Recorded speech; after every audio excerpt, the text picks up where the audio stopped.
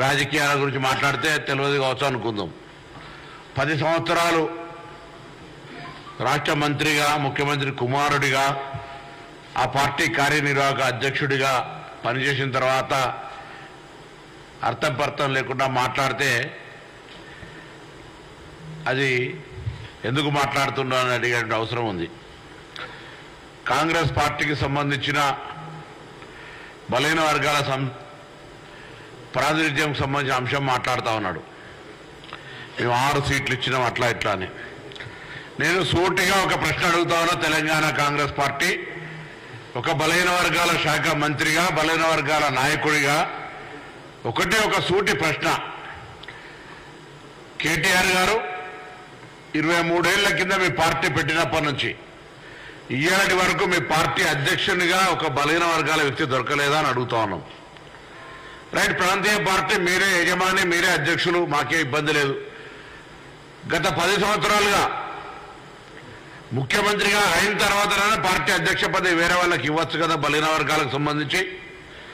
లేదా ఈరోజు కూడా అధ్యక్ష పదవి, ప్రతిపక్ష పదవి, కార్యనిర్వాహక పదవి, శాసన మండలి అధ్యక్ష పదవి, శాసన మండలి ప్రతిపక్ష పదవి, ఇట్లా ప్రతి పదవి ఆఖరికి కార్యనిర్వాహక అధ్యక్షుడిగా మీరు ముఖ్యమైన పదవులన్నింటిలో మీరే ఉండి మీరు మాట్లాడితే దయాలు వేదాలు వాళ్ళు ఇచ్చినట్టు కాకపోతే ఇంకేమైనా ఉందా అని అడుగుతాను. ఇలా నిజంగా మీరు బలహీన వర్గాలకు న్యాయం చేయదలుచుకుంటే, నిజంగా మీరు బలహీన వర్గాల మీద ప్రేమ చూపెట్టదలుచుకుంటే మీ పదవులలో ముందు ఏదైనా ఎన్నికల ముందు వరకు నియండి బీసీలకు.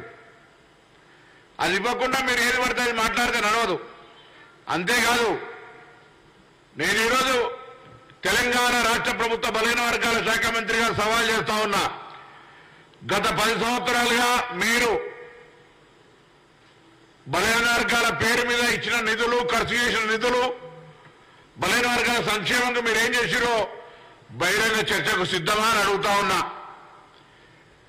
ఈరోజు మేము అధికారంలోకి రాగానే మా నాయకుడు రాహుల్ గాంధీ గారు చెప్పినట్టుగా మేమెంతో మాకెంత అన్నట్టుగా శాసనసభ వేదికగా కుల గణన సర్వేకు తీర్మానం చేసినాం, జీవో ఇచ్చినాం, 150 కోట్ల విడుదల చేసినాం. ప్రక్రియ నడుస్తూ ఉంది. దాంతో పాటుగా 17 కులాలకు సంబంధించినటువంటి కార్పొరేషన్లు ఏర్పాటు చేసి రాబోయే కాలంలో ఆయా కులాలకు సంబంధించి ఆర్థికంగా ఉపాధి అవకాశాలు కావచ్చు, విద్య, ఇతరత్ర అంశాల పట్ల వాళ్ళకు స్కిల్ డెవలప్మెంట్తో సహా అనేక కార్యక్రమాలు తీసుకునే విధంగా మా కార్యాచరణ తీసుకొని పోతా ఉన్నాం. ఇలా బలహీన వర్గాలకు సంబంధించి ఏదైనా కాంగ్రెస్ పార్టీలో ఇబ్బంది అడిగితే మేము అడుగుతాం. కాంగ్రెస్ బిడ్డలం. కాంగ్రెస్ పార్టీలో అడిగే బలహీన వర్గాలకు ఏమైనా ఇబ్బంది కలిగితే అడిగే ధైర్యము, హక్కు మాకుంది. కాంగ్రెస్ పార్టీ తప్ప ఇంకొక పార్టీ న్యాయం చేయదు బలహీన వర్గాలకనే మాట కూడా సందర్భంగా చెప్తా ఉన్నా. మీ పార్టీలో బలహీన వర్గాలకు సంబంధించి స్థానిక సంస్థలు రిజర్వేషన్లు తక్కువైనప్పుడు కూడా ఎవరైనా అడిగే పరిస్థితి ఉందా? లేదా ఇతరత్ర బలహీన వర్గాలకు సంబంధించి బీసీ బంధు పేరు వేల లక్షల అప్లికేషన్ తీసుకొని ఏదో ఉడతా బయట మామూలుగా కొండను నమ్మి ఎలకడ పట్టినట్టు ఒక ఇంతమందికి ఇచ్చి మేము బాగా చేసామని చెప్పుకునేదట. ఇలా అడుగుతా ఉన్నా, ఎందుకు గతంలో బలహీన వర్గాల శాఖకు సంబంధించో బలహీన వర్గాల మంత్రులుగా ఇచ్చిన ప్రాతినిధ్యము వాళ్ళకు ఉండబడిన స్వేచ్ఛ ఏందని అడుగుతా ఉన్నాం. ఇలా మీరు ప్రజాస్వామికంగా లేక మీరు ఇలా మాట్లాడితే ఎట్లా? ఇలా గొర్రెలు అన్నారు, ఇంకోటి అన్నారు. వాటన్నిటికి సంబంధించి ఒక్కొక్క లెక్క చూస్తూ ఉంటే ఆశ్చర్యం అనిపించే పరిస్థితి రాబోయే కాలంలో తెలుస్తుంది. అందుకే ఒకటే మాట, ఇలా కాంగ్రెస్ పార్టీ బలహీన వర్గాలకు సంబంధించి డిసెంబర్ అధికారంలోకి వస్తే ఇవాళ మార్చి 30 లోపల మేము ఇన్ని కార్యక్రమాలు చేసినాం. ఇవాళ ఇంకా విదేశీ విద్యకు సంబంధించి సంఖ్యను పెంచే ప్రయత్నం చేస్తా ఉన్నాం. ఇంకా ఇతరత్ర ఉపాధి అవకాశాలతో పాటుగా మారుతున్న కాలానికి అనుగుణంగా కుల వృత్తుల సాంకేతికత్వాన్ని తీసుకొచ్చి అటు విద్యకు ఇటు ఉపాధికి దూరమైన ఉద్యోగాలు లేనటువంటి వాళ్ళందరినీ కూడా ఆయా రంగాల్లో శిక్షణ ఇచ్చి వాళ్ళందరూ కూడా ఉపాధి కల్పించాలని ఆలోచనతో పోతా ఉన్నాం. అటువంటి సంబంధించి ఇంకా బలహీన వర్గాలకు ఏదైనా మెరుగైన సేవ చేయగలిగితే కొన్ని సంవత్సరాలు అమెరికాలో ఉండొచ్చినావు కదా, ఇంకా అక్కడ ఉండేటటువంటి వాతావరణంలో బలహీన వర్గాలకి చేస్తే బాగుంటుందని సూచన చేయగలిగితే చేయి. అదేవిధంగా రాజకీయపరమైన మార్పులు చేర్పుల్లో కాంగ్రెస్ పార్టీ అన్ని సందర్భాల్లో బలహీన వర్గాలకు న్యాయం సహకారం అందించే ప్రయత్నం చేసింది. చేయకపోతే మేము పార్టీలు అంతర్గతంగా బరాబర్ గొంతు విప్పుతాం. మీ దగ్గర అటువంటి గొంతు విప్పే అవకాశమే లేదు. మీరు పార్టీలో న్యాయం చేసింది లేదు. 23 సంవత్సరాల చరిత్రలో ఏ ముఖ్యమైన పదవి మీరు బలహీన వర్గాలకు ఇచ్చిందే లేదు. ఉన్నోళ్ళని బయటికి పంపుకోవడం తప్ప. ఇక భారతీయ జనతా పార్టీకి సంబంధించి నేను అడుగుతాను, ఇలా బలహీన వర్గాలకు సంబంధించిన అధ్యక్షులు తీసేసి, ఇది సందర్భం కాదు కావచ్చు కానీ వాళ్ళు కూడా బలహీన వర్గాల ముఖ్యమంత్రి అన్నారు. ప్రతిపక్ష నాయకుడు కూడా బలహీన వర్గాలకు ఇయ్యలే. దాని తర్వాత బలహీన వర్గాలకు సంబంధించిన అధ్యక్షులు తీసేసారు. ఎన్నికల కంటే ముందే ఒకవైపు బలహీన వర్గాల సీఎం పెడితే ఉన్న బీజేపీ అధ్యక్షుడు తీసేశారు. కారణం ఏంటి అంటే కిషన్ రెడ్డి వర్గంగా చెప్తుంది ఆయన అవినీతికి పాల్పడ్డాడని. బండి సంజయ్ వర్గం చెప్తుంది ఆయన కేసీఆర్ గారు నియామకం చేశారు కిషన్ రెడ్డి గారు అంటారు. అది మాకు అవసరం లేదు, మీ ఇష్టం మీరు ఏమైనా చేసుకోండి. కానీ బలహీన వర్గాలకు ఏదైనా జరగాలంటే బలహీన వర్గాల వారికి సంబంధించిన విషయం లోపల ఏదైనా ఇబ్బంది ఉంటే కాంగ్రెస్ పార్టీ ద్వారా పరిష్కారం చేస్తాం. నేను తెలంగాణ రాష్ట్రంలో ఉన్నటువంటి అన్ని బలహీన వర్గాల కులాల నాయకత్వాల్ని రాజకీయాలకు అతీతంగా రండి, మీ కుల పరంగా చేస్తే మీ కులాలకి కింద ఉన్నటువంటి యువతకు న్యాయం జరుగుతుందంటే ఆ పని చేయడానికి మా శాఖ, నేను, మా ప్రభుత్వం, మా ముఖ్యమంత్రి రేవంత్ రెడ్డి గారు, మా మంత్రివర్గం అంతా కూడా సిద్ధంగా ఉంది అనే మాట ఈ సందర్భంగా యావత్ తెలంగాణ రాష్ట్ర బీసీ వర్గాలకు చెప్తా ఉన్నాం. ఇలా రైట్, రాజకీయంగా వాటా, రాజకీయంగా భవిష్యత్తులో ఇంకా ఎదగాలనేటువంటి తపన కోసం అటువంటి వాళ్ళందరూ కూడా అండగా ఉండడానికి ఒక రాజకీయ నాయకుడుగా, సీనియర్ కాంగ్రెస్ పార్టీ నాయకుడుగా ఉంటాననే మాట కూడా సందర్భంగా తెలియజేస్తూ, మాకు సంబంధించి నీతులు చెప్పే ముందు దయ్యాల వేదాలు వాళ్ళు ఇచ్చినట్టు కాకుండా కేటీఆర్ గారు మీ పార్టీలో మార్పులు, ఎట్లా అధికారంలో మంత్రులు కాదు మీరు, ఉన్న పార్టీ పదవులన్నా కనీసం బలహీన వర్గాలకు న్యాయం చేసి మమ్మల్ని అడగడానికి సాహసం చేయమని సందర్భంగా కోరుతా ఉన్నా.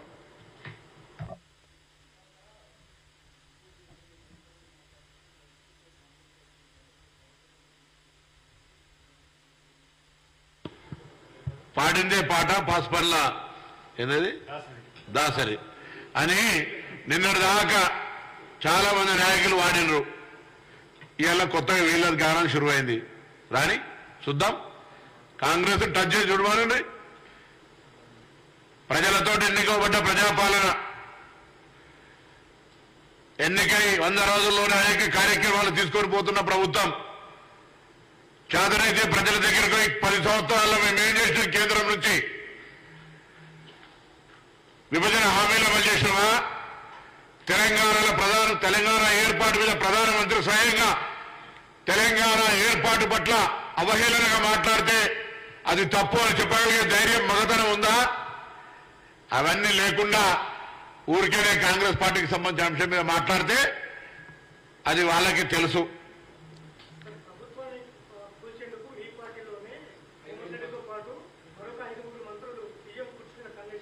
ఎట్లా తెలిసిందో జర ఇబ్బందిలో కదా,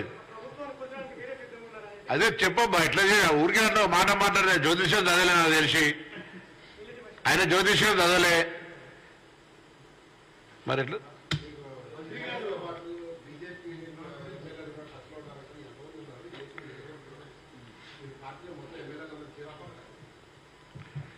మళ్ళొక్కసారి సందర్భంగా నేను గౌరవ కేటీఆర్ని కోరుతా ఉన్నా, బలహీన వర్గాలకు సంబంధించి ఏదైనా మాట్లాడే ముందు మీ దగ్గర ఉన్నటువంటి పార్టీ పదవులల్లా బలహీన వర్గాలకు న్యాయం చేసి వేరే పార్టీ గురించి మాట్లాడమని హితో చెప్తాను. అందరూ నమస్కారం.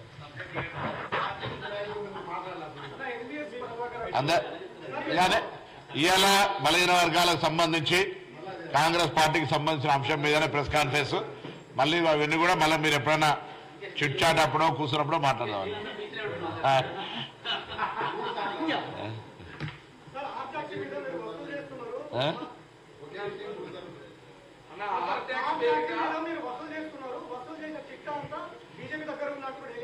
పెట్టుమని బయట ఎందుకు దాచిపెట్టుకుంటున్నావు, ఆయనకి ఏమైనా వస్తుంది అనుకుంటున్నది అలా. ఆయన కూడా ఆయన కూడా ఇప్పుడు కాంగ్రెస్ పార్టీ ఎప్పుడు బడుగు బలహీన వర్గాలకు వెనుకబడిన వర్గాలకు అందరికీ చేస్తున్నారు అంటున్నారు, కానీ పదవులు అందరూ ఒకే సామాజిక వర్గానికి అధిక ప్రాధాన్యత ఇచ్చారు. ఇదేంటంటే చైర్మన్ పదవులు కానీ ఎక్కువ భాగం అడుగుతున్నాం. మా పార్టీలో బరాబర్ అడుగుతాం ఆ అంశాన్ని, బరాబర్ అడుగుతాం అంటున్నా. మా పార్టీ మా అడుగుతాం. కానీ ముందు నన్ను అడిగేటోళ్ళు అది ముందు వాళ్ళు న్యాయం చేయాలి. మీరు అడగచ్చు, మీరు పాత్రికేయులు, మీరు జరుగుతున్నటువంటి అన్ని అంశాలను అడగచ్చు. ఆ పార్టీకి సంబంధించి అడిగే ముందు ఆ పార్టీ ముందు నువ్వు సంస్కరించుకోవాలి అంటారు. అట్లా వాళ్ళ పార్టీలో వాళ్ళకి ఫస్ట్ నా వర్గాలకు న్యాయం చేసి కదా నన్ను అడగాలి. నా దగ్గర తప్పు జరిగితే కూడా నేను అడగడానికి సిద్ధం కూడా నా పార్టీలే. అట్లా ఇంకా జీవో రాలే, ఇంకా జీవో రాలేదే, జీవో రాలే అంటున్నా.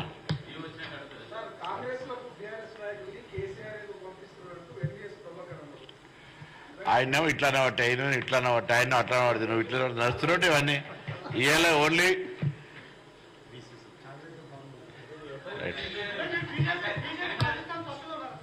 నేనా పొద్దుగాల నుంచి చిన్నప్పటి నుంచి కొట్లాడిన ఏయూపీ తోటి జాన్ గయే పర్వానాయి. అర్థమైందా?